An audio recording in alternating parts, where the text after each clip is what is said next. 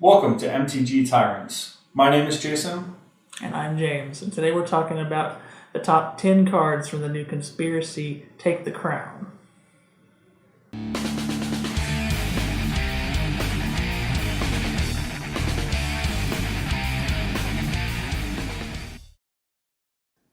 Alright, the number 10 spot, we have Leovold, Emissary of Trest. He's a 3-mana cost, black, green, and blue, 3/3 legendary elf. His ability is pretty cool. It's each opponent can't draw more than one card each turn, and also whenever you or an opponent you control becomes the target of a spell or ability an opponent controls, you may draw a card. I think this creature has definitely potential in there, especially depending on what else you can draft. Yeah, card draw is just insanely important in any format, so and especially you're able to limit your opponents to not being able to draw against you, so he's just overall a strong utility card.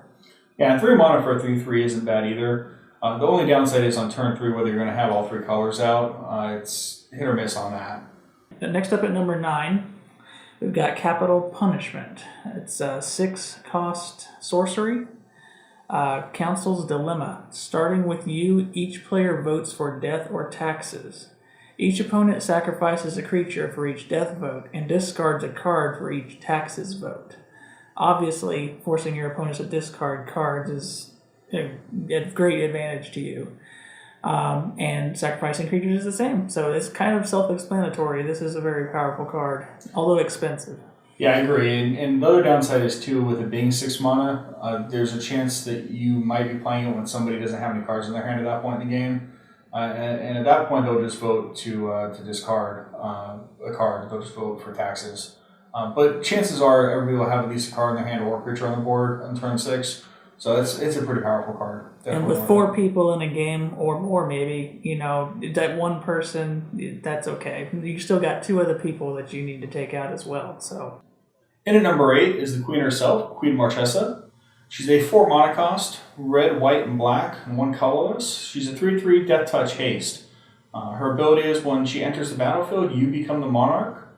At the beginning of your upkeep, if an opponent is the monarch, put a 1/1 black assassin creature token with Death Touch and Haste onto the battlefield. 4 mana for a 3/3 with Death Touch and Haste is already really good in my opinion. And the fact that you become the monarch is pretty good, although there's other cards in the set that do that. And then the ability to get the 1/1 black assassin with haste is nice, but there's going to be a lot of chump blockers in this series, so I don't necessarily know that that's going to be a huge advantage, but it's definitely not bad either. I agree, and if you have any way of flickering her in and out, that's pretty amazing with her haste ability.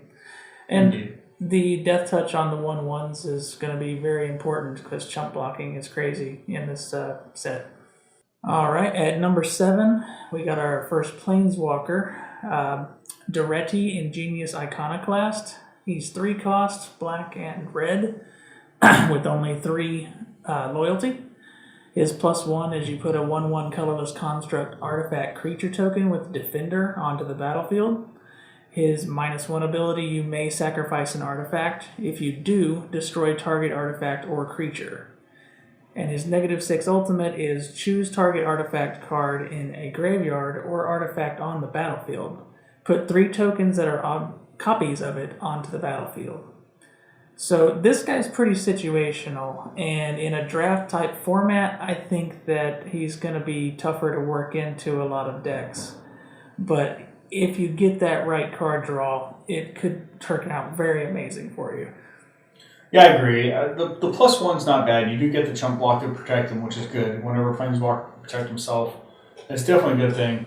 The problem that I have is really the 2 good abilities are both minus abilities. The -6 I think is going to be tough to get to in this format, and the -1 is pretty good actually. But it's better if you don't have to do the +1 and you have other artifacts in the deck. So it depends a little bit on what you can draft and what synergizes well with your deck. So here's an odd one for number 6. We actually put a uncommon in at number 6. It's Summoner's Bond. It's a conspiracy card.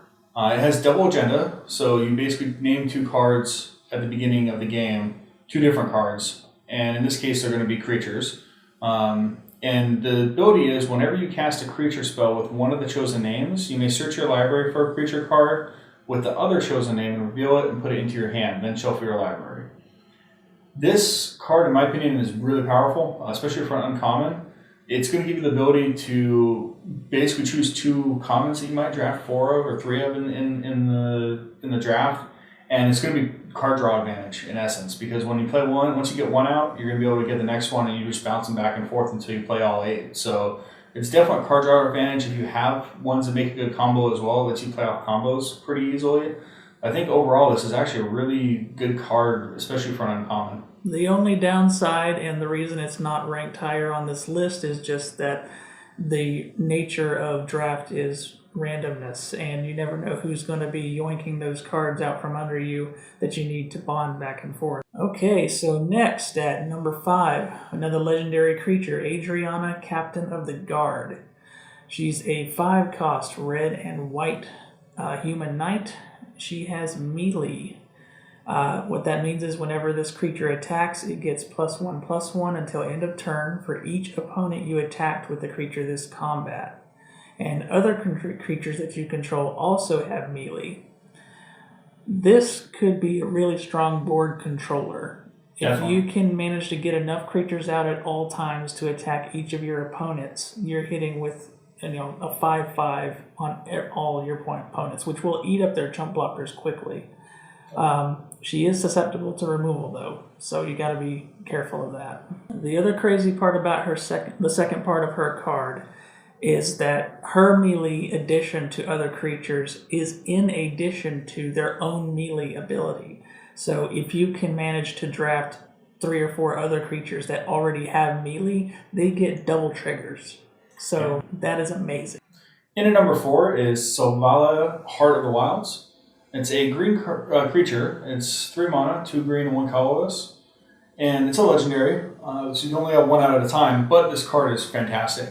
The ability is whenever another creature enters the battlefield, its controller may draw a card if its power is greater than each other creature's power. That could give your opponent's draw advantage, and it probably will, to be honest, especially with this being a 3 mana cost creature where it's a 2/3. Chances are somebody's going to be able to play a bigger creature before you get to play your next one. But her main ability, which is paying 1 green mana and then tapping it, you can add X mana in any combination of colors to your mana pool, where X is the greatest power among creatures you control. And that is insane. I mean, you can basically play any color you want if you have her out on the battlefield, and you can do a multicolored deck, not have to worry about mana. Plus, you can daisy chain big creatures. Being green, having some extra growth in your deck, you could by turn 4 or 5 be placing 2 6-cost creatures on the board. It's just insane. Yeah, and there's not much ramp in this particular block, so having this kind of ramp is going to be really good. And she can block chump attackers too that are 1/1 attackers. So overall, she's a pretty good card. All right, number 3, our second Planeswalker, Kaya, Ghost Assassin. She's 4 total, which is white and black. Sorry. She comes in with 5 loyalty. Her 0 ability is to exile herself or up to 1 target other creature and return that card to the battlefield under its owner's control at the beginning of your next upkeep. You lose 2 life doing this, but it's basically just a blink. Each opponent loses 2 life and you gain 2 life is her -1. And her -2 is each opponent discards a card and you draw a card. So basically, this woman is a beast. She lets you flash Planeswalkers in and out of the battle and regain all of their loyalty points. Yeah, and not only that, but her -1 and -2 abilities are both fantastic. I mean, -2, the discard and draw, that's a huge card advantage right there. You're talking about two card advantage. Plus, even in each opponent loses 2 life and you gain 2 life. This isn't Commander, so everybody's going to only have 20 health in this format starting. So a 4-point health difference in this format for -1, that's pretty damn good. In at number 2, it's Volatile Chimera. It's a 3 mana cost red. It's 3/2 creature, which is a little susceptible to burn, but this creature's ability is just plain amazing. So before you shuffle your deck at the beginning of the game, you may reveal this card from your deck and exile 3 or more creature cards that you drafted that aren't in your deck. Then for his other ability, you pay 1 red and 1 colorless, and basically you get to take a card that you exiled with that by this creature, and this creature becomes a copy of that card. Now it is at random, but the cool part is you can exile any card. So say you had booster packs come around, and your first draw was him, and that's your rare. Comes around next turn, and there's a rare left over. Maybe it's a color that somebody else didn't want to play, and it's a really good creature, but you don't want to play that color either. Now you can put them aside, and you can get out a huge creature on turn 4, which is fantastic. Yeah, even if it's not a rare, it could just be any of the large greens or the dragons. Any of the flying creatures would be amazing. Just go for the big ones, because usually people aren't picking those right off the bat. So if you manage to get this guy early in a draft, yeah, you could be pretty golden. He's so cheap, and he can be so huge. So before we get to number 1, we have one honorable mention. And the only reason it's not on this list is how situational it can be. It is a sorcery. 2 cost, Burning Wish. It's a red spell. You may choose a sorcery card you own from outside the game. Reveal that card and put it in your hand. Then you exile the spell.